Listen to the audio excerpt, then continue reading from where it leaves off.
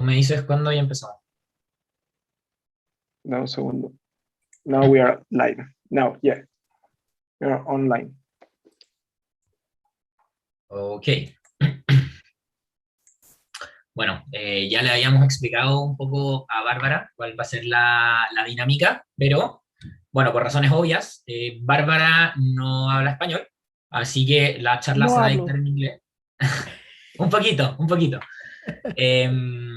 Bueno, igual la charla está subtitulada y lo que vayamos moderando nosotros también lo vamos a ir traduciendo, así que no debería haber problema por eso. Igual nos pueden decir por el chat cualquier cosa. Dale, Bartolo. Bueno, buenas tardes a todos y a todas los que nos están viendo y les damos la bienvenida al evento principal de la Semana de la Docencia, organizada por el Centro de Estudiantes de la Escuela de Ingeniería de la Universidad Católica.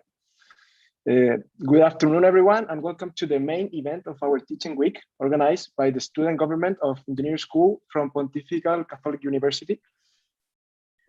Antes de empezar, nos gustaría invitarlos a conocer y unirse a las diferentes comisiones del Centro de Alumnos, ya que es una increíble oportunidad para unirse a proyectos, conocer a compañeros, funcionarios, profesores, y aprender sobre la ingeniería desde una perspectiva diferente a la académica. Before we start, I'd like to invite you to meet and join the different commissions of the school government. It's an amazing opportunity to raise projects for your fellow students, get to know people, teachers, and learn about the engineering school from a non-academic perspective.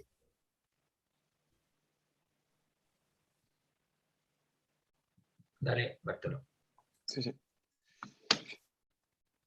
Hoy día tenemos el honor de contar con la presencia de Ph.D. Bárbara Oakley, quien ha preparado una charla que se titula The Most Effective Ways to Learn. Déjenme introducirle más sobre Bárbara. Bárbara es una profesora de Ingeniería y Lingüística en la Universidad de Oakley, en Rochester, Michigan. Ella tiene un doctorado en Ingeniería de Sistemas, un máster en Ingeniería Eléctrica y una licenciatura en Artes del Lenguaje y Literatura Eslava. Today, we have the honor of being able to count on Ph.D. Barbara Oakley to talk to us about the most effective ways to learn. Let me introduce you to Barbara. Barbara is an engineering and linguistic teacher at Auckland University of Rochester. She is a Ph.D. in Systems Engineering at Auckland University, a Master in Electrical Engineering, and a Bachelor of Arts in Slavic Languages and Literature. Además, ella es la creadora y coinstructora del curso Learning How to Learn, que es un curso de Coursera, uno de los más masivos del mundo. Y bueno, este curso trata principalmente de formas revolucionarias de reforzar el aprendizaje, técnicas de estudio y herramientas para aprender de forma rápida de una manera más placentera. Hoy día específicamente vamos a aprender sobre la relación que hay entre la neurociencia y el comportamiento social y cómo podemos aprender a construir patrones de expertise en nuestro cerebro para aprender a cómo aprender en una forma más eficiente y menos frustrante. Also, she's the co-instructor of Learning How to Learn course at Coursera, one of the most massive online courses in the world. This course is mostly about a revolutionary way to reinforcing learning, techniques of study, and tools to learn quicker in a more pleasant way.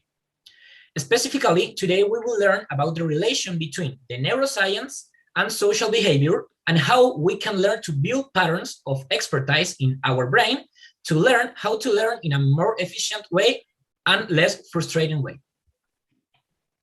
Bárbara nos contará algunos consejos para combatir la procrastinación y algunas ventajas de ser un aprendiz lento y también de tener una mala memoria. Bárbara will also tell us about some advice to beat procrastination, the advantages of being a slow learner, and having bad memory. Before we start, we would like to thank Ph.D. Barbara for being with us today. The stage is all yours. Well, thank you so much. It's such a pleasure to be here. Lo siento que no hablo español. Yo estudio español. Mi yerno es de Chile.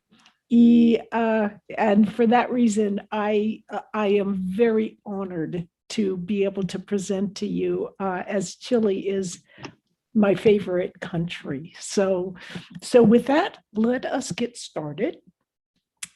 I think that it's important to look at the brain and how we learn right from its very fundamental building blocks. And so the fundamental building block of the brain is actually, let's see, why is this not? There we go. So the fundamental building block is this neuron. And I've got it enlarged right here.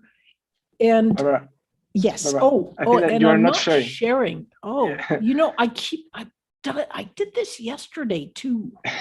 I'm like, oh, yeah, I'm looking at this stuff and it's like so fun to look at that I know. I don't even realize that I'm not sharing. So No, at but any no, it's okay. rate, okay, good. The other story of my life is, Barbara, you're on mute. So at least I didn't fall into that trap today. So in any case, the brain's fundamental building block is actually the neuron, and at least from our perspective.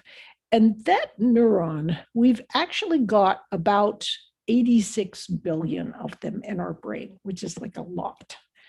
And so that means that we can never really fill up our brain with learning. So you never need to worry about that. I know that you're looking at this neuron and you're thinking, this is the part of the talk where it gets really super boring, super fast. So let's just speed things along and make things more interesting by using a metaphor. And the metaphor we're going to use is that of a pinball, or is that of a space alien. So you can see our space alien right here. It has a big eye here that represents the body of the neuron. And it has these legs down below. Those are called dendrites on a real neuron. And an axon reaches out. And what neurons do is they like to reach out and touch the toes of adjoining neurons. That's kind of what they do. I don't know if this can translate, but let's see if it can.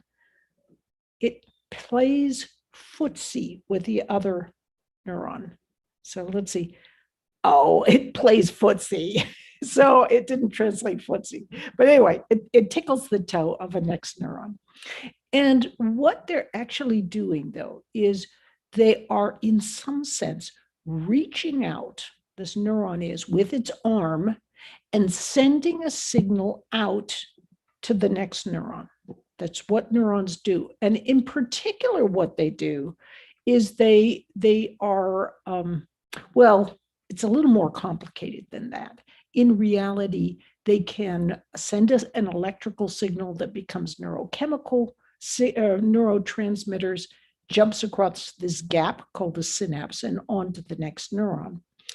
But what happens is when you are learning something, when you're learning anything, it is actually creating sets of links between neurons in long-term memory. So that's whether you're learning how to take a derivative in math, how to conjugate those weird English verbs, how to take a dance step, how to do almost anything. You are simply creating sets of links between neurons in long-term memory. And so what you're doing is when you're practicing, you're strengthening sets of links. So as you practice, you're strengthening. And in some sense, it's like you're creating this nice set of links of a chain that you could easily draw to mind when you learn something. So metaphors are actually valuable parts of learning.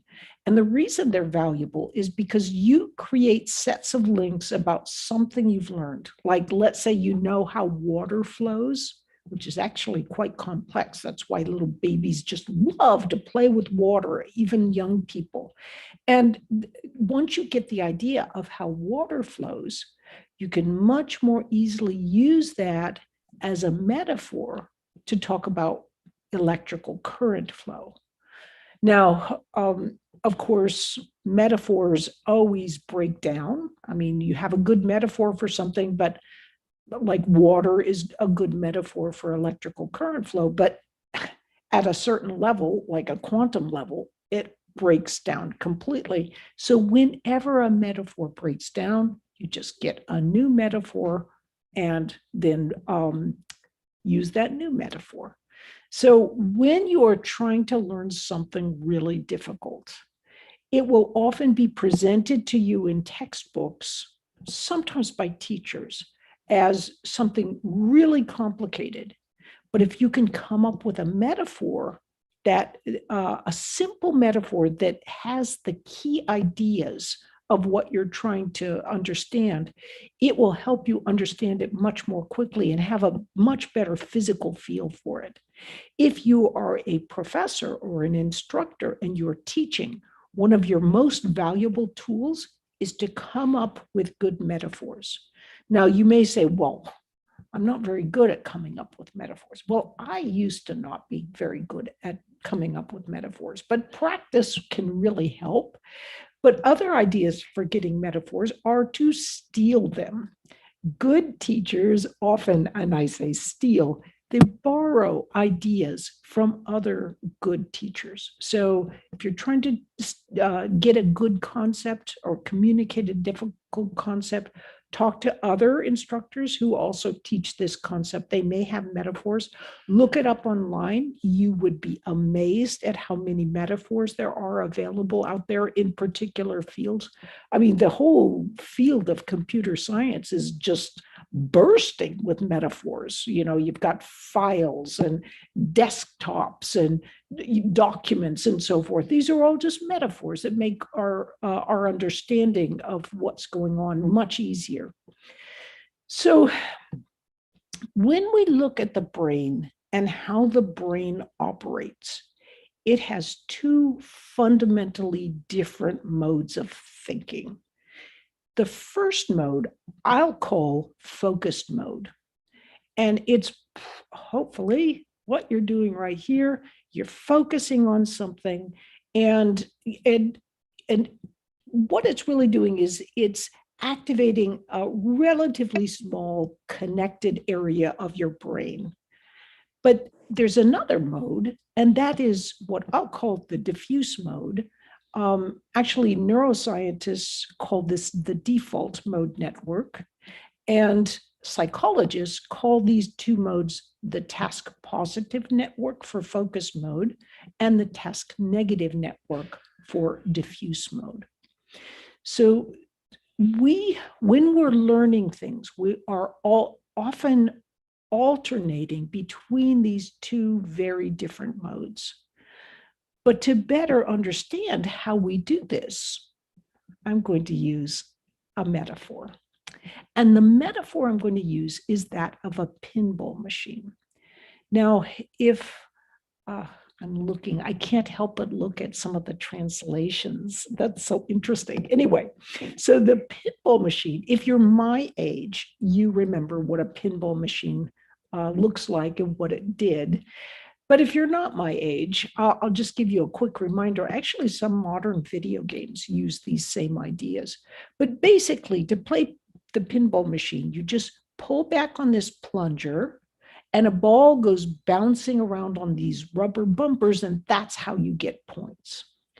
So what we're going to do is we're going to take this pinball machine and we're going to put it right down on the human brain. Are you ready?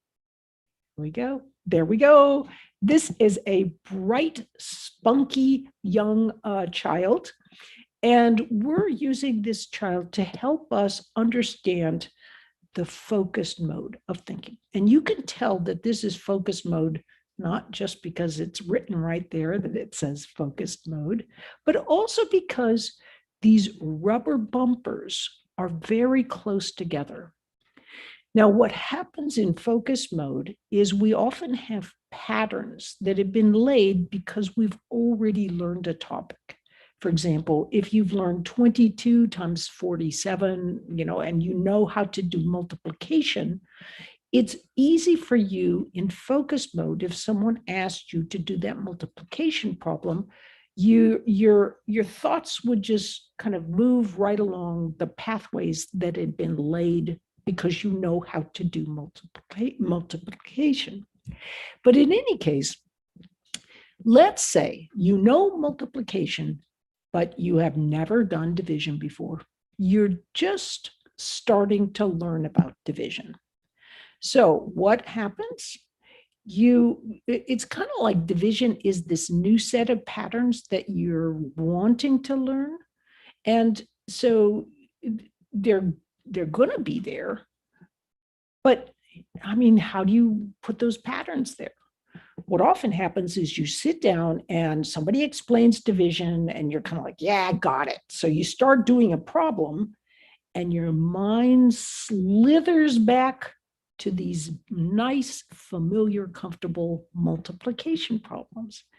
And what happens? You can't solve the division problem because you're not using the right approach. You get stuck.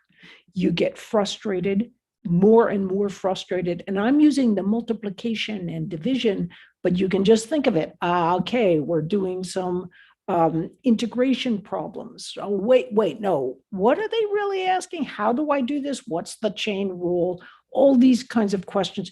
You struggle with the concept. And as you're stuck, you've focused and focused and focused. You give up and you walk away, at least for a little while. And as you walk away and you go and talk with friends or maybe have dinner with family, your mind gets off of that focused mode and it opens up this completely different mode of thinking called the diffuse mode. And you can see this is diffuse mode because look at how far apart those rubber bumpers are. You can't think in that careful, focused way that you can when you're in the focus mode, but you can at least get to the new perspective you want to be in order to be able to solve that problem or understand that new concept. So learning often involves going back and forth between these two different modes. If you cannot understand something when you are first beginning to learn it, that's okay. It's welcome to the human race because we all have these kinds of challenges. So it's just realize, try to focus, get something loaded in your brain, then go do something else so your brain can work in the background on diffuse mode. One way this can really help you on tests is like this. When you get a test, your tendency and what people often tell you to do is to start with the easiest problems first. If you have not studied at all, that's a good approach. If you've studied well, don't start with the easiest. Instead, look through the test and pick the hardest problems. So you look it all through, make a little check mark by the ones you think are hardest, and then start with the hardest problem. But train yourself to pull away as soon as you feel yourself getting stuck. That's usually after about 2 minutes. What can happen is you start, you feel yourself getting stuck, you move to an easier problem, and then guess what? You're working on that easier problem, you focus on that. In the background, your diffuse mode can be working on that harder problem so that later in the test, when you return to this harder problem, you can make much more progress. If you wait and do the hardest problem at the very end of the test, number one, you're mentally tired. And number two, you don't have much test time left. So number three, that means you're very stressed.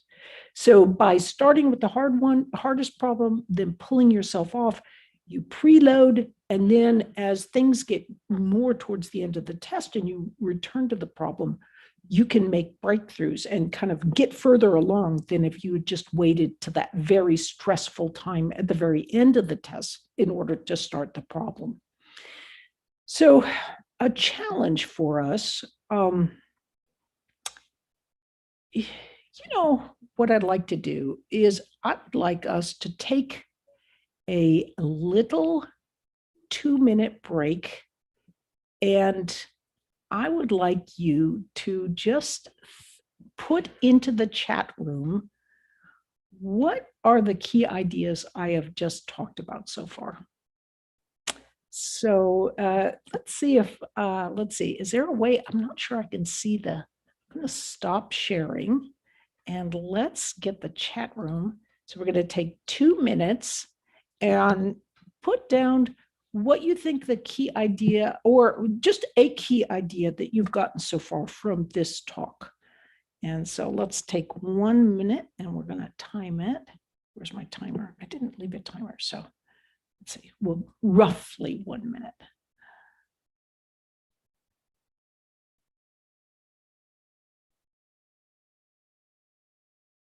Focus and diffuse. And what do I really mean by focused and diffuse? Do you have a metaphor for that? Do you have a different metaphor than mine? Yes, learning is all about alternating between focused and diffuse modes. Begin with the hardest problem. Yep. Metaphor.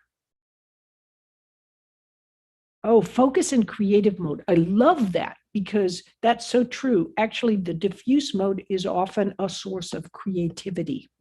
So that's very perceptive comment there. And sometimes people will encourage focusing, and then they encourage mantra type meditation as a way to relax. But that's also a focusing type meditation. So sometimes you can get like too much focusing of a day and it can suppress that default mode network. So if you're into meditation, a good thing to do is to look for what are called open monitoring types of meditation. That can be more helpful in allowing you to relax and also retain that creativity. So I think we've done. Oh wow, you guys have such great comments. This is awesome. Okay, there we go. So we're back now to our focused and diffuse modes. And notice what I just did right there. I stopped and I said, oh, now you go and think about these things. That, for those moments, part of it you were focusing to type something out, but a big part of it, you momentarily went into the diffuse mode. And it gave you a different perspective on what I've just been talking about.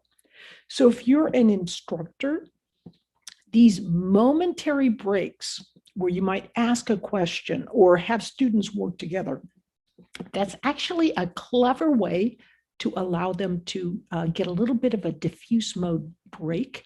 And that can help them to look at what you're teaching in a fresher way.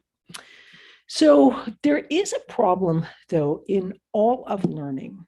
In fact, there's probably the biggest problem in all of learning and all of business is procrastination. I know you never procrastinate, but if you don't, you're really kind of inhuman because almost all of us procrastinate. And the reason is when you're focusing on something, you're procrastinating on other things that you're not focusing on. So it can be very easy to end up, procrastination is an easy thing to do because when you even just think about something you don't like or don't want to do, it activates a portion of the brain that experiences pain. So this is what the brain does. It says, oh, I'm thinking about that homework I don't want to do, or the tests, if you're a professor, if you're thinking of the tests you do not want to grade, then you get this unhappy, unpleasant feeling, and you turn your attention to something else. The result, you feel happier almost instantly. You do it once, do it twice, no big deal. You do it very often, and you can even end up thinking, there's no way I'm going to be successful as an engineer. I can't do it. And it has nothing to do with your capabilities. It's just that you procrastinated so much that it made it really difficult for you to learn, because few people can learn under really stressful conditions at the last minute. So I'm going to give you one trick that is like the most awesome trick around. People absolutely love this approach. And so if you haven't heard it before, this is going to be golden for you. If you have heard it before, this will reaffirm that, that this technique is incredibly valuable. This technique is called the Pomodoro Technique. And it was invented by an Italian, Francesco Cirillo, in the 1980s. And all you have to do, it's very, very simple. We know from neuroscience why it is so powerful now, but from our perspective, it's just super easy to do. You just turn off all distractions. So cell phone, turn off the sounds, no vibration, no pop-ups on your computer, and then you set a timer for 25 minutes. Focus as intently as you can for those 25 minutes. And at the end, either reward yourself or rest. Both can be the same thing. Now, what happens is, if you think about it, you're doing 25 minutes of focused attention, 5 minutes of just taking a break, making a cup of tea, being mindless. That is focused and diffuse, built into one nice technique. So we often think that we're only learning when we're focusing, but now you know that focusing is not the only time you learn. You also need a little bit of relaxation mental relaxation, in order to allow those ideas to really penetrate in. It's a little bit like an athlete. An athlete, they can't train 100% of the time. You need to train intently, and then you need to rest. Train, rest, and so forth. And this is the best way to move forward in your learning. So this Pomodoro technique is really, really effective in integrating into your study at home, or even if you're working in a business, it's also very helpful there. So I highly recommend this technique. Now, we're going to switch gears a little bit. And what I want to do is I want to ask you, what is the most powerful method to help you learn most efficiently or most effectively? I'm going to give you 4 options. The first one, reread. So you have a book, whatever you're learning, you not only read it, but you read it again. So it's repetition, as they say, is the mother of learning. Highlighting or underlining. Many people highlight and underline in order to help them to emphasize the key ideas they're trying to learn. There's also another technique, which is retrieval practice or recall. So you retrieve the key idea from your own mind by either like looking at a flashcard, seeing if you have the answer known by heart, and checking the back of the flashcard to see if you've really got it. Or you might look at a page, look away, and see if you can retrieve the key idea from the page. Now, the last technique is concept mapping.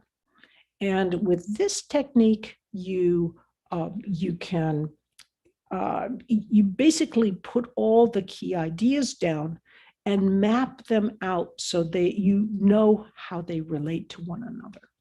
So hopefully you have in mind what that key idea or which technique is actually most effective. Are you ready for the answer? It is retrieval practice. So what that actually means is that, well, you might wonder why. I mean, all these other techniques, people have been talking for years about the idea of concept mapping, and that's super powerful. But we now know from neuroscience that what happens when you use retrieval practice is this. So I, for example, am sharing an idea with you now, or ideas from this talk. And that's like getting this initial idea of learning. So you got these weak set of links that are actually growing in the brain. And then you are retrieving these ideas. So you retrieve, so you practice, what was that idea? Retrieve again, what was that idea? Use the flashcards again, what was that idea? Each time you pull those ideas from your own mind, you actually strengthen those neural connections. And this is why retrieval practice is so powerful. Now, you may say, no. We know that teaching is the most powerful way to learn. Well, actually, teaching is a form of retrieval practice. And that's why it's so powerful, because you're having to pull from your own mind the concepts that you are trying to communicate and teach. So this is a big mistake that students often make, is they'll simply reread books, or they might underline and so forth, or maybe even create concept maps, when actually the most difficult thing to do of all is retrieval practice, but it's also the most powerfully helpful. And so testing yourself is a form of retrieval practice. Test yourself at every possible opportunity. One bad thing, I think, that has arisen, because both psychologists and educators have taken up this idea that you can always look things up, so you don't need to memorize anything. That is completely untrue. From what we know from neuroscience, it is deeply misleading. You need to have those sets of links in your own mind if you are learning anything. I mean, you would never know, I would never know Spanish if I always had to use Google Translate, if I just always had to go look it up. You need to have key ideas in your memory. So when you're studying things like, poets will often say, memorize the poem and you will understand it more deeply. But why should we let the poets have all the fun? In fact, if you memorize key equations that you're working with as you're learning, for example, in math, in chemistry, in engineering, whatever you are learning, you will actually, if you think about those key equations as you are committing them to memory, learning them by heart, then you will actually begin to understand them more deeply. So memorizing key equations is a good idea. It will help you to cement in that new neural structure of learning related to whatever you're trying to become an expert in. Now, what happens though, if you learn something, so your professor is a very good professor, and he or she teaches the concepts and you get them. You walk out of class and you're so busy because you're working at a job and you don't have time to actually look for several weeks at the material. Well, then you're getting ready for the test. The night before the test, you get everything out. And this material that you had understood when the professor explained it, you don't understand it at all. Why? Because what's happened is your sort of little synaptic janitors have swept away the connections because you haven't used them. So this is why it can be so important to practice, especially like the most important thing you can do when you're taking notes and learning something in a class in a day is before you go to sleep at night, review those notes.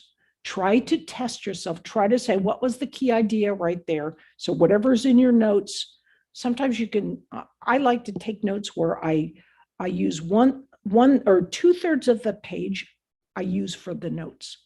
And then there's a sort of a 1/3 of the page on the left-hand margin. And I will, as I'm reviewing my notes, I will look over on the right and I'll put a key idea on the left. Key idea on the left. And so then what I can do is I can test myself to see, I look at the key idea and then try to retrieve from my mind what more details about that key idea. So you're using retrieval practice on your notes. Sometimes your days will be so busy that you get to the end of the day and you're just like, this is insane. It's 11 o'clock at night. If you even take 5 minutes and look over your notes, trying to remember what you can for those key ideas, you will actually do a great service and make your later learning easier, because you'll be sticking those ideas more firmly in mind right after you've learned them. So try to, even if you're really super busy and it doesn't seem like you're actually learning much of anything because you already got it during the day, but review them again that night. And that study of medical school students found that one of the most common traits of all students who did well was that they reviewed their notes before they went to sleep. So, but sleep itself, of course, is also important, because what happens during the day is your little dendritic spines come out, but then at night, what happens is lots and lots of practice. So, and they've seen like these little signals will just travel over and over and over again, hundreds of times between these synaptic connections. And that is what helps build and strengthen these connections. Here is a light microscopy image of a living neuron. This is actually look at this. This is this dendrite, the long arm of the neuron. And that dendrite has little dendritic spines coming out of it. This is before learning and before sleep. This is the exact same living neuron after learning and after sleep. So if you look here, look at this, wherever there's a blue triangle, there's a dendritic spine that has emerged or strengthened. See, so above there was no dendritic spine. Here's a dendritic spine. It's emerged and is connecting things together. So this is part of why you don't want to cram and give yourself, 3 hours of sleep right before a big test, because it actually weakens your learning. When you're sleeping, it's almost like a bath of sealant. It locks in those new dendritic spines so that your memories get firmed up. And that's another important reason why sleep is such an important aspect of learning.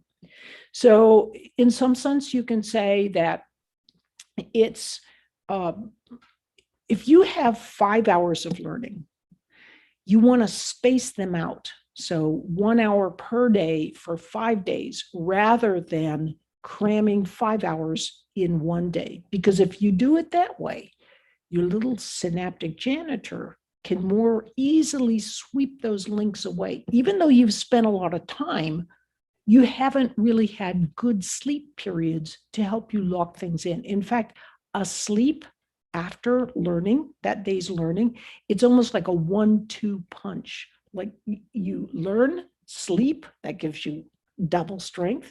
Learn, sleep enhances. Learn, sleep enhances. So this is why spacing out and repeating repeatedly retrieving that key information from your mind and practicing with it can be so incredibly helpful. So it's a little bit like laying a brick wall. So it's, you lay a layer of bricks, then mortar, and then bricks again and mortar, and you let that mortar dry before it goes too high. If you don't, you have something like this. It's a very poor foundation for learning. So again, I'm making the point that it takes time to learn. And this time, I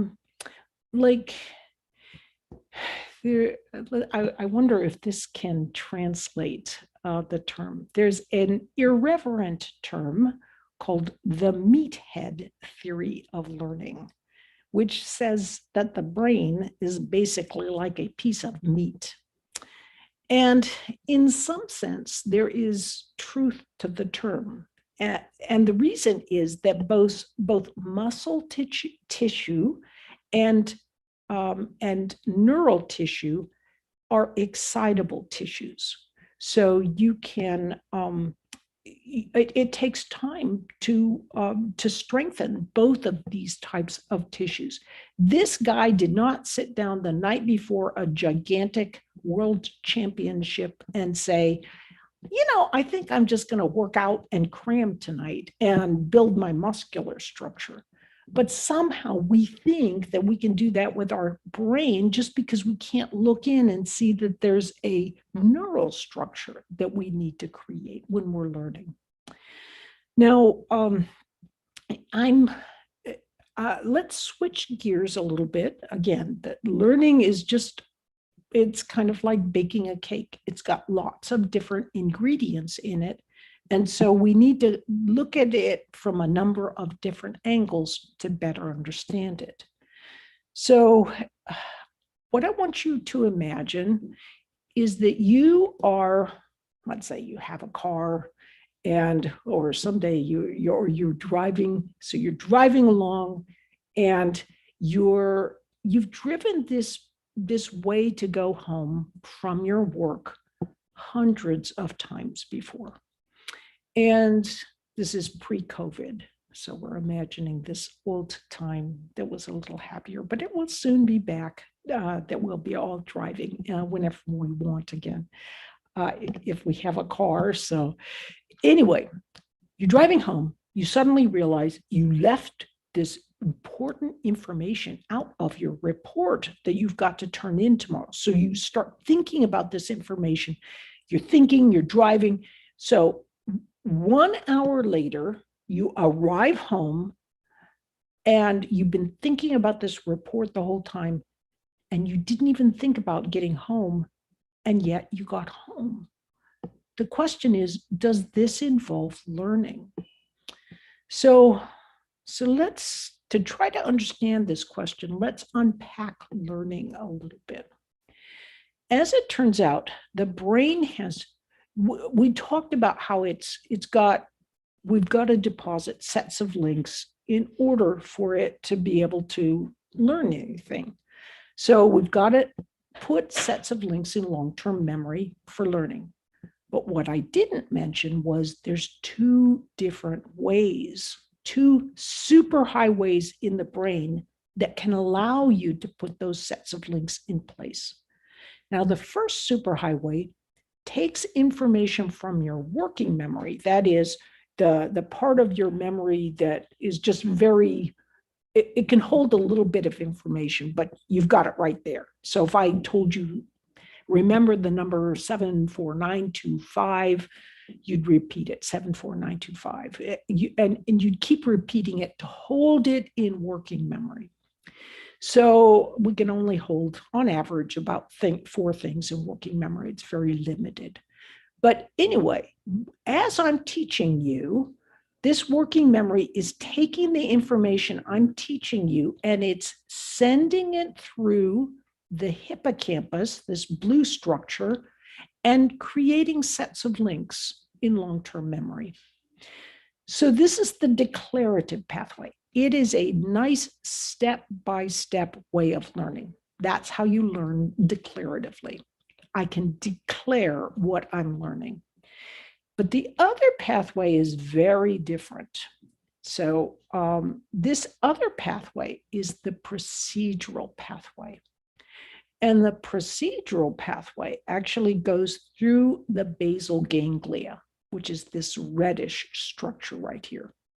Now, the basal ganglia, it deposits sets of links there, but it learns in a very different way than the declarative hippocampal pathway.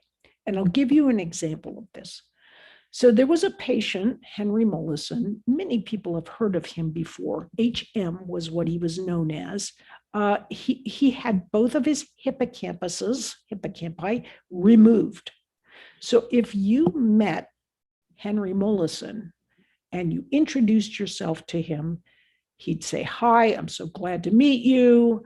And then you'd walk out of the room. And if you walk back into the room, he wouldn't know who you were. And you'd have to introduce yourself again because he couldn't deposit new declarative learning into long-term links in memory. But let's say you walked in and you are rather a mischievous individual, and you walked in, introduced yourself, and had a pin in your hand. So you walked up, you introduced yourself, shook hands with Henry, and you had this pin in your hand. And then you walked back out again. And then you waited until the next day. Of course, you walk in and you introduce yourself, and he wouldn't know who you were. And then you would reach your hand out to shake hands. Henry would not shake hands with you because he's completely unconscious of what he has learned, but he has learned through his procedural pathway that you are not a good person to shake hands with.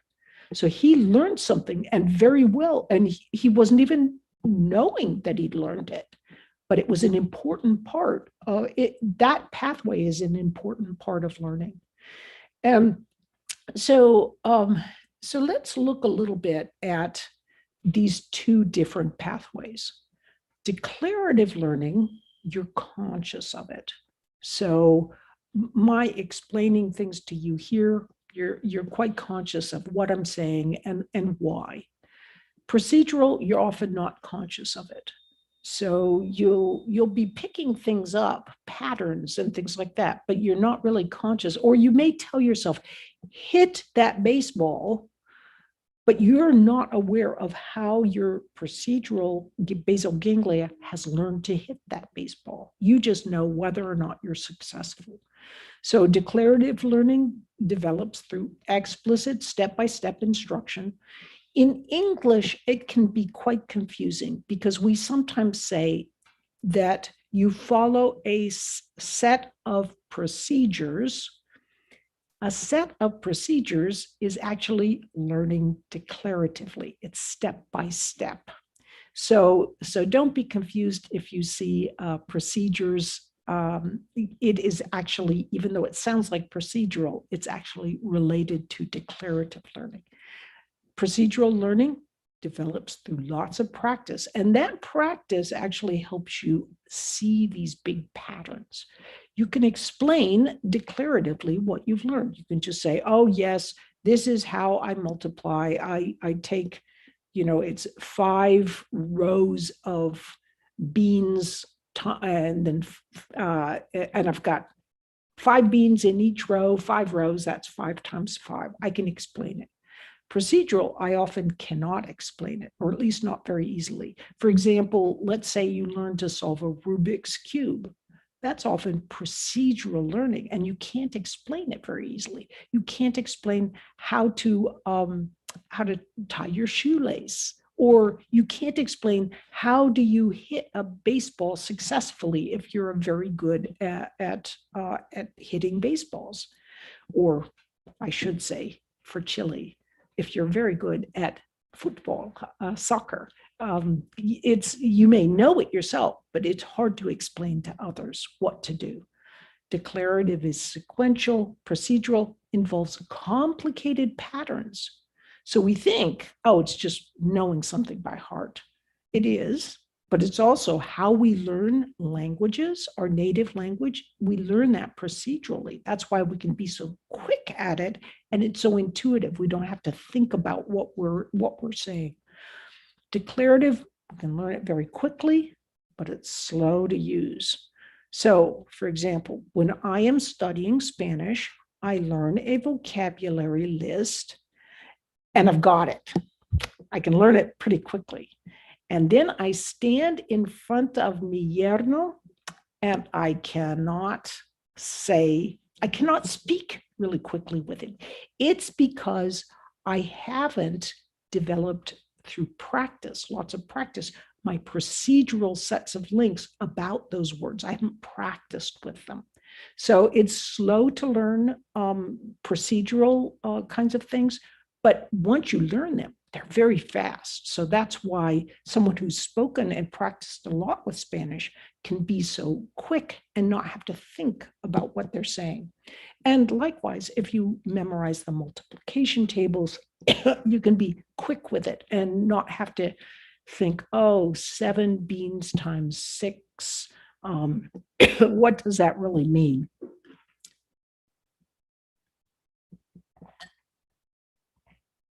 Sorry about that. So in any case, it's, oops, one more drink.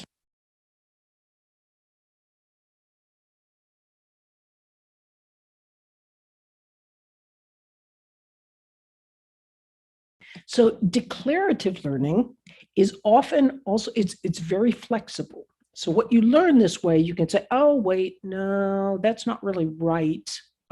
And you can change it very quickly. And here's the example of how procedural is inflexible. So you learn to type on a keyboard. You're very fast at typing. But if someone who was as mischievous as I am came in and reprogrammed your keyboard, you would suddenly find that you couldn't type very quickly. And in fact, it would take a lot of practice to be able to retrain your fingers to be able to type on the keyboard, the new keyboard. So this procedural learning is very fast once you've learned it, but it's also hard to change once you've learned it.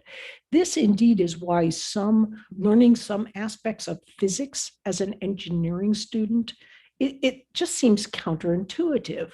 I mean, if in the real world, if I throw a ball, it stops. It must have something inside it that makes it stop. So kind of beginning to understand the concept of inertia can be very difficult to retrain ourselves to understand, because all our procedural experiences seem to indicate that things go on a little bit differently in the real world than they actually do. So the bottom line is that some people prefer to learn more step-by-step declaratively, whereas some others prefer to learn more procedurally. It seems that those with dyslexia may prefer to learn more declaratively, whereas those on the autism spectrum may prefer to learn more procedurally. So declarative versus procedural, both ways of learning can be very effective. But if we as teachers can help students to learn through both pathways, we are really helping students so that they can learn more effectively. So it turns out that actually when we get students so they have a little bit of reward, like if they get curious about something and then they figure out a problem, that releases dopamine. And that dopamine not only helps those synaptic connections to seal in better, which helps you learn, but it also helps both the procedural and the declarative systems to deposit their sets of links better. So back to that question of, were you learning? Does it have anything to do with learning when you can drive home without even thinking about it? Absolutely. It's that that procedural habitual system it not only detects complex patterns, but it is also there to take over tasks that are routine, so that we don't have to think consciously about things we have to do a lot. So things that you really want your students to know, it's a good idea to have them memorize it and be able to pull it back out. Of course, you want them to understand it. But in the 1970s, there began to be a movement in psychology that shifted into education as well, that any form of rote learning wasn't real learning and it's really bad. Well, that's like you've got two major superhighways for learning and you just took one away. Well, what happened? Well, we don't know for sure, but one thing we did start seeing is right in the middle of the 1970s, when this new approach of no rote learning took place, IQ scores, even within families, began to drop. So some modicum of rote learning, having your students memorize some information, as well as, of course, understanding what they're working with, that is powerful learning. So be wary of those saying, you can always go look it up. You don't need to memorize anything. No, some memorization is important. Can you over memorize and ask students to remember tedious, extraneous details? Absolutely. You don't want to do that. But having them practice enough with the key ideas that they know it all by heart is a great way to help your students become better and expert at whatever they're learning, whether it's the study of language, the study of physics, mathematics, engineering, psychology, whatever they're learning. So I'd like to close. As I'm beginning to wrap up here, I just want to say, you may say, well, you didn't give us enough time to practice what you're teaching us.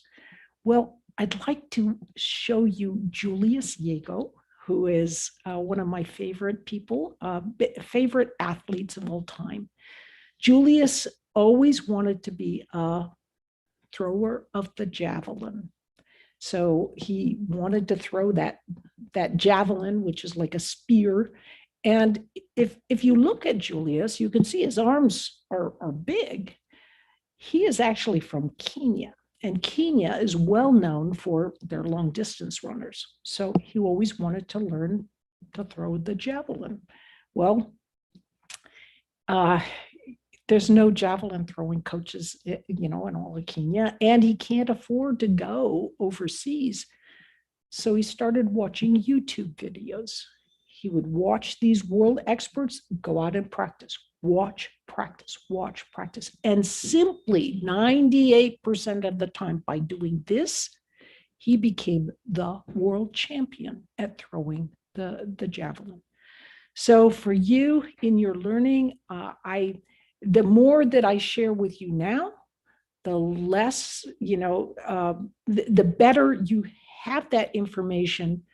If I took time out for you to practice, I would have to eliminate some of the ideas that I was sharing with you. So it's always a trade-off. So I would just invite you to go forth, take the ideas that we've talked about today and practice with them. And you too will benefit both in your learning and in your teaching. So thank you so very much. And I will stop sharing here. There we go. And I've got some time, I think, for questions. Yes, we have some time.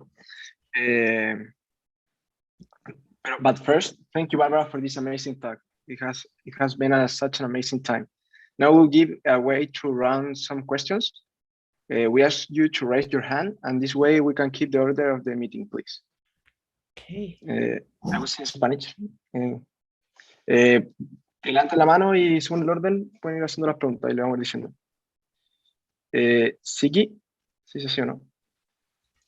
Yes. Good afternoon, Barbara. Honored to have you here. I have taken your course by Coursera, and it's honor to meet you in person, online, although. So I have mainly a question about what you explained, the retrieval method of information, but applied to computer students. Because we know that in computer science, a lot of time we don't take notes in class because it's all about programming, it's all about practice. There's not too much like material that we have to know by memory. So what would you suggest for us to apply the method you taught us, but to the computer science students? So I think one of the best ways that you can proceed is, let's say that they are asking you to perform, to do something with your programming, and you don't really know how to do it. So what you want to do is you want to guess about what to do. Maybe this is the way they are teaching you, but take a guess about how to do it and try it that way. And then you'll get feedback about whether or not it works. And when you finally, so if you keep working at your guess, what guessing does is it makes you curious. It makes you feel like, am I right? Am I not right? And so then when you keep trying to solve that problem the way they are presenting it to you, devising the algorithm that actually works, when you finally are able to figure out how to do it, there's this little squirt of dopamine that goes along all the pathway of how you made that algorithm work, and it solidifies those connections. So probably your best way in a class, I mean, if you're trying to really learn concepts and let's say that they're not explaining things straight out, explicit step-by-step instructions. Instead, they're asking you to devise and to learn and figure out these new concepts. Your best bet is to take a guess, see it, and then keep trying until you find something that actually works. And that will teach yourself to begin to program better. Other ways of doing things are, for example, you may be introduced to algorithms that are better than what you can do. Well, first, you want to try doing an algorithm. And then when you see another algorithm that's better than yours, wow, that's a surprise. And that surprise can help you to better learn about the new algorithm. In essence, when you come across these new algorithms that are really good, don't just look at them. As you're walking to class, think, can you retrieve it from your own mind? Try to get those new algorithms sort of implanted in your mind in the same way that a dancer might practice with a move, practice over again. So if you've got a really nice, elegant algorithm, see if you can retrieve it from your own mind, not just memorize it, but go, okay, here's the first step, then the second, then the third. So you're actually kind of pulling it from your mind as if you were writing it yourself.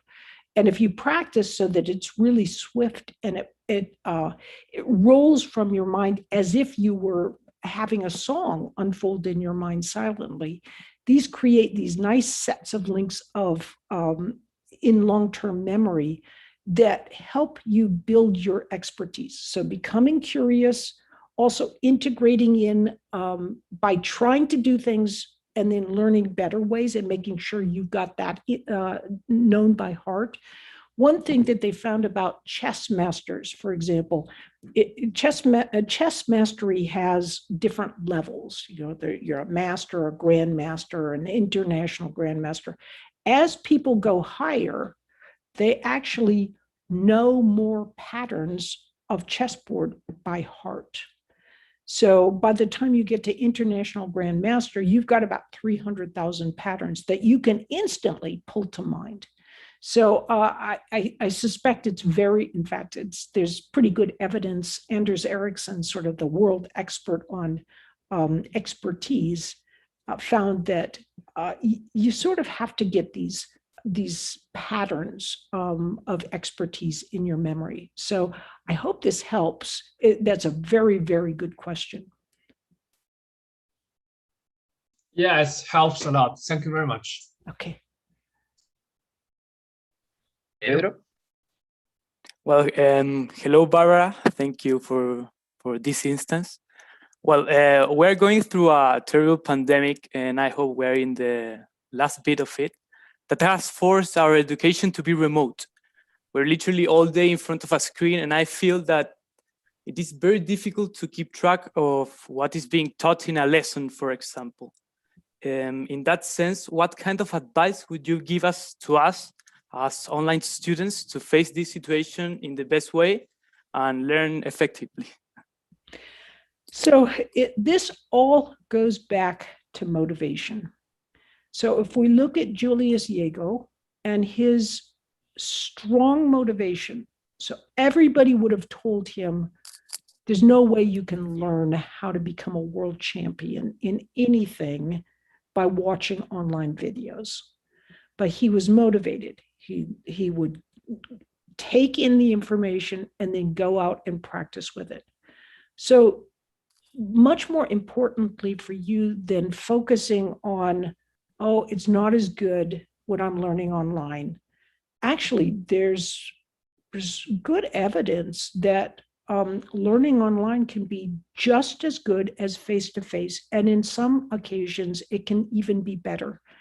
And for example, recently I was in a conference with a very famous, very prestigious individual from a top university in the world who talked about how online learning is just never as good as face-to-face. And of course, we all know that. Do you know, for his half-an-hour presentation, he sat in front of the camera with a picture of his book beside him for half an hour. He had no idea how to teach online. And so from his procedural experiences in teaching others, of course, he's always getting the feedback that online learning is really bad because his students aren't doing well. Well, he's not teaching well. So actually, online learning, you can find fantastic new materials. So if you reframe it as, I'm going to be successful, and actually for motivated students like me, much as the pandemic has been a bad thing for many people, for those who are motivated to learn, it can actually be a great thing, because while others are thrown aside, they're thrown off by the online new format and so forth. If you're dedicated and motivated, you can learn just as well. And in fact, you've got more time. You're not driving back and forth to school. So you can actually go and find other, even better teachers sometimes than your own teachers. And in fact, you can help, and your teachers actually have more time to go look at what's going on online. And you can all be improving your learning through this way. So I think, rather than thinking, and I'm not saying, it's easy to fall into, I'm a victim. It's really hard for me. How do I do this? Think, now I've got an advantage because I'm motivated. I shall be like Julius Jaego. I'm going to go and grab all of this great information because there's super information out there. And I'm going to learn this material even better. And there's plenty of evidence from research that can absolutely take place. Thank you so much, Barbara. Thank you. That's a very good question. It allowed me to expand on experts who sometimes say that. Here's the interesting thing. A lot of experts will say things like, there's a lot of people who drop out of online courses, so they're obviously not as good. Well, for one thing, a lot of online courses are free. So of course, people can drop out of free courses. If you're comparing that with courses that people have to pay for, then of course they're not going to drop out of those. So it's very unequal. And more than that, if you looked, let's say, how many people finish reading a textbook? Hardly anybody finishes reading a textbook. In fact, a lot of people don't even read the textbooks, at least hardly at all. By that measure, we should not be using textbooks. We should just say, oh, textbooks should disappear. because, people aren't reading them and aren't completing them. So online courses that aren't completed, you can still learn a lot out of them. People take learning how to learn all the time and don't do it for credit, or even, they may finish it or they may not, but they're still getting lots of information from it. Perfect. Okay. We have another question. José Tomás. Hi, Barbara. Oh, the camera, there it is. In your presentation, you said that the best way to take a test is to start from the more difficult questions. Nowadays, like in schools mostly, or universities in some cases, the test always begins with the easiest questions, and then it becomes more complicated. Should the test be redesigned in the way that you said to improve the performance of the student? My personal opinion is it's always good to allow students to see the whole test and then pick out the questions that they want to do in the order they want it to be done. But I understand that sometimes that's simply not possible for professional program tests and so forth. But so, I understand that sometimes they just can't allow you to have a sheet with all the questions on it. But my personal desires would be that, yes, that should be the way that tests are done, such that students can pick the order they want to do it at. Because some people just need more time to think in the background, and they really know the material, but it can't show because they're not these ones that are like super fast on everything. So I wish that all tests would be, done so we could select. Sadly, it's the world, so we sometimes just have to do the best we can given whatever kind of testing technique we have to take or use. Thank you. Good question. Now, Patty. Yes, thank you for your talk. And I have a very specific question. I'm a lecturer, so I'm used to do the 1-minute paper when the lecture finishes. So to allow the students to retrieve which are the 2 key concepts that they learned in today's lecture. And also if they have any questions to write them down. And I was wondering, after hearing your talk, if I should do that by the end of the day, right? Now we're in online education, so it doesn't have to be really at the end of the lecture. So I don't know, I would like to know your thoughts about that. Oh, absolutely. There's a wonderful book called Powerful Teaching by, Agarwal and Bain. And Powerful Teaching is great. It gives you a lot of ideas for retrieval practice and how to do it like in the middle of your classes as well, because it's so powerful that, you'd really like to incorporate it throughout. So she does something called retrieve taking, which I think is fascinating. And I don't know, like if you have a very specific step-by-step derivation that you're doing in class, I don't know as it's as good for that kind of thing if you're teaching it. But for other circumstances, what she recommends is something called retrieve taking. So what you do is you tell students to put their pencils down, then you will lecture for 5 or 10 minutes, and then you tell students to make their notes at that time. So they have to retrieve what you've just told to write it down. Also, another way to do it is they take notes, but then whenever you feel is appropriate, 10 minutes, 15 minutes, 20 minutes, give them a few minutes to pause and to review their notes and check it with others to see if their notes are okay. But there's many, many ideas in the Powerful Teaching book, so I highly recommend it.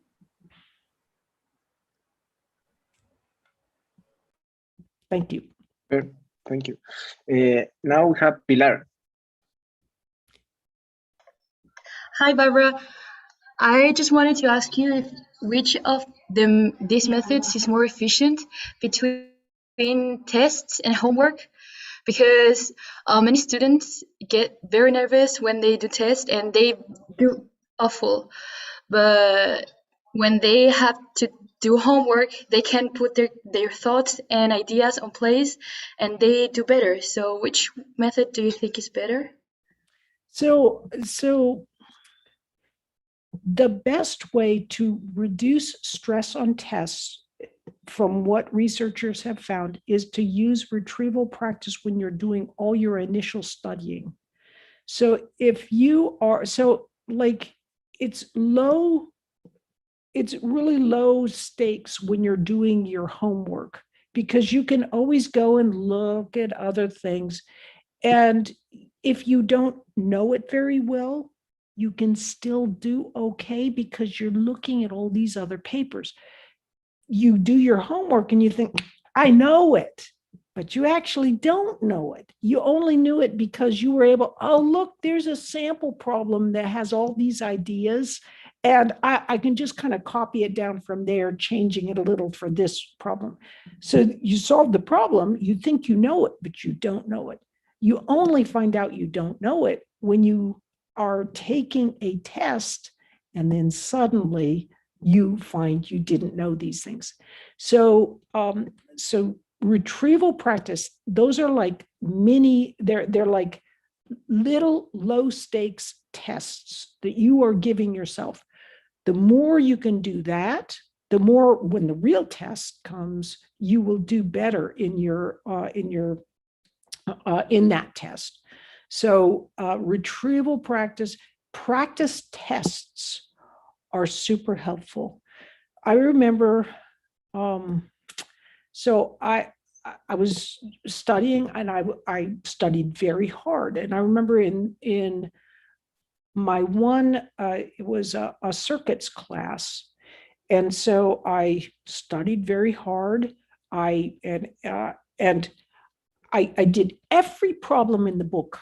I read every page of the book. I had attended every lecture of that instructor, and I flunked the midterm.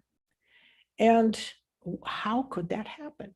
It turns out there was one little assumption that he expected you to make that he had never taught and that was not in the book up to that space.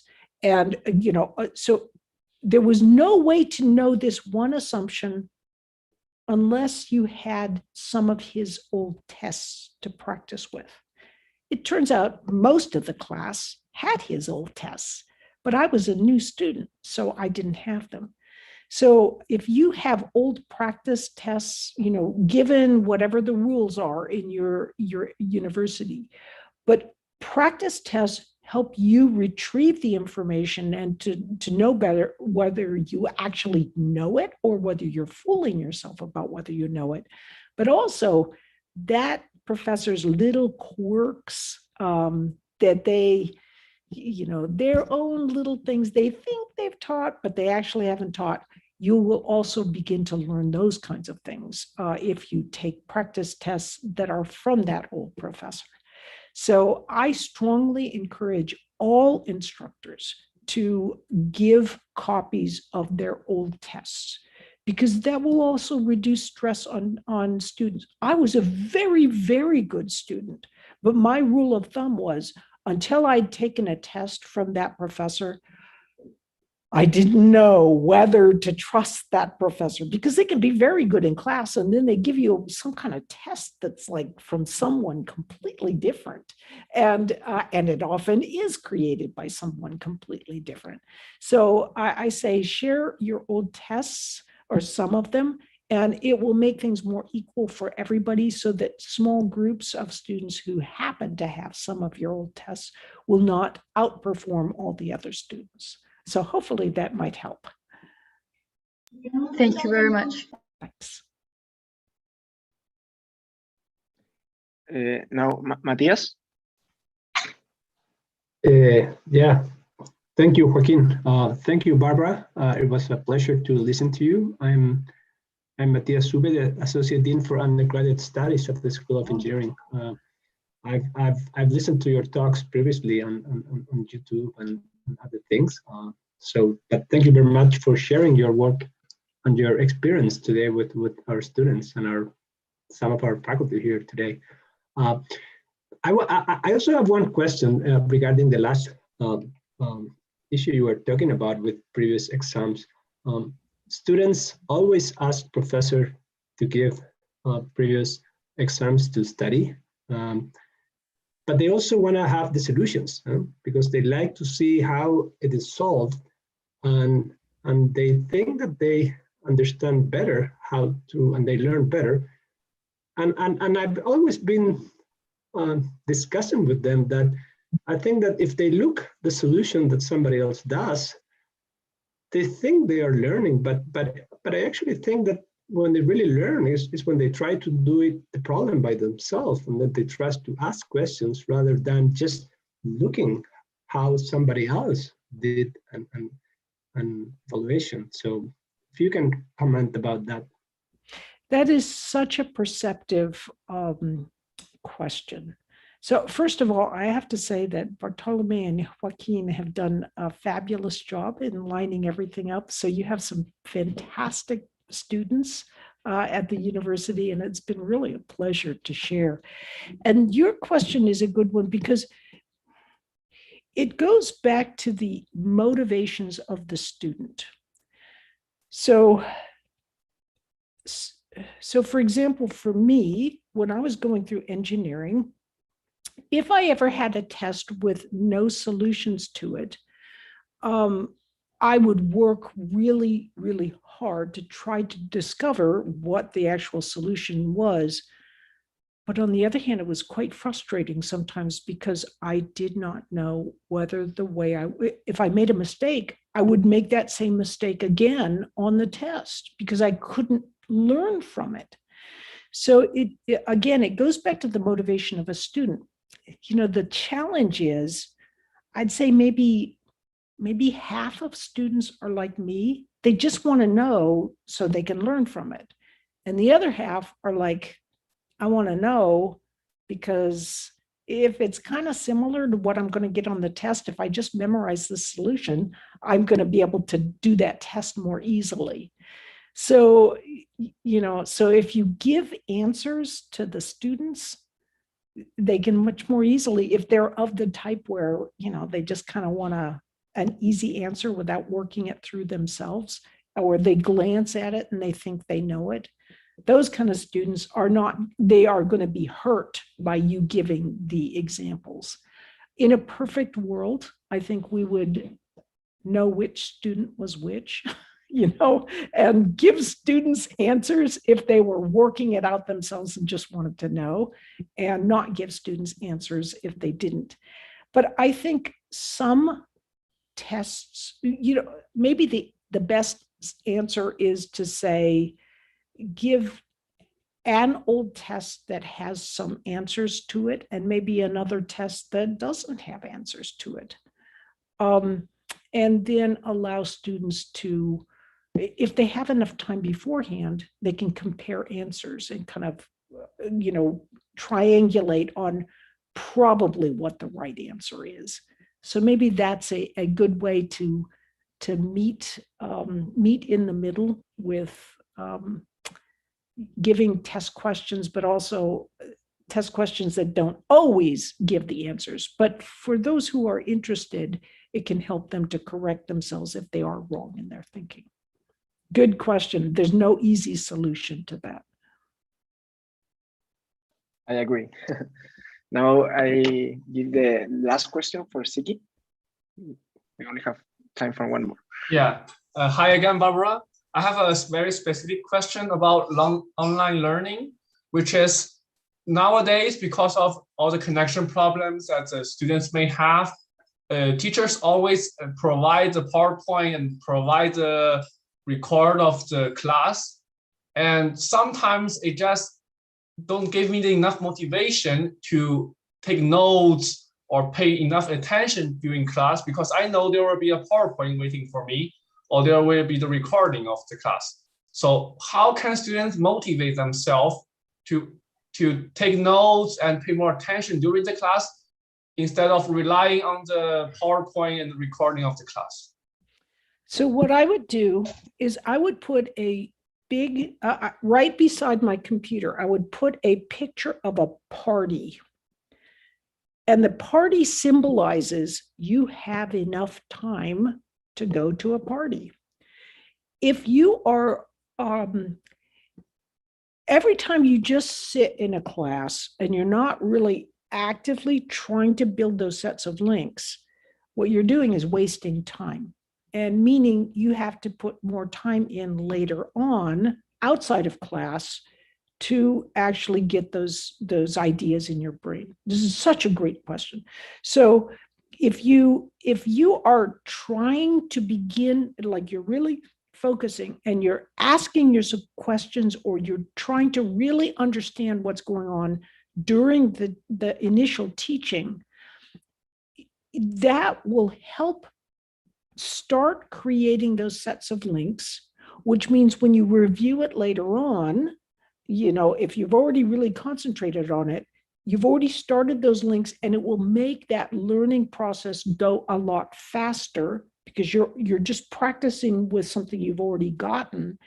And this will save you a lot of time. So you're not just watching in class and then going home and having to really kind of learn the material all there. This is one reason that I love asynchronous instruction. That is when professors put videos online and then they say, go do this, watch this video, because you can stop whenever you get lost and you can kind of get your brain going with it. I myself, during a regular class, I find it hard to stay motivated and stay on, because once I've fallen off like 20 minutes into the lecture, they just took this one step and I was like, wait, how did you do that? Why? And then I'm lost, and then I'm just taking notes and I'm wasting time because I've got the nice set of notes, but I've got to start all over again, on my own. So if you can just put some reminder of the fun things you can do if you're not having to waste time in class and repeating the same sort of things out of class. This is called Thank you very much. Well, thank you. That's a good question too. Wow, really good questions here. Okay, so during this talk, we had the privilege of listening to Barbara. It has been a wonderful experience in which we'll be able to learn about different ways to know about our minds and techniques to improve our learning process. Sometimes we know how to improve our work, but we need someone like you, Barbara, to reinforce it. So we are completely grateful of you, and we really hope you enjoy it as much as we did. Oh, I'm Finally, so glad. I do have to say that a lot of the information I'm sharing, you are exactly right. It's things you already kind of know. So what I'm trying to do is just help you reinforce why what you already know is right. We really appreciate it. On this context, it's necessary to listen in. So finally, we want to thank the entire teaching commission for the work because they make it possible.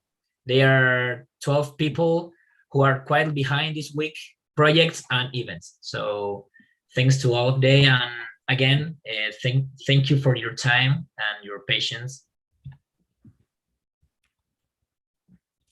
Thank you all. It's been a pleasure. Yeah, it's been a pleasure for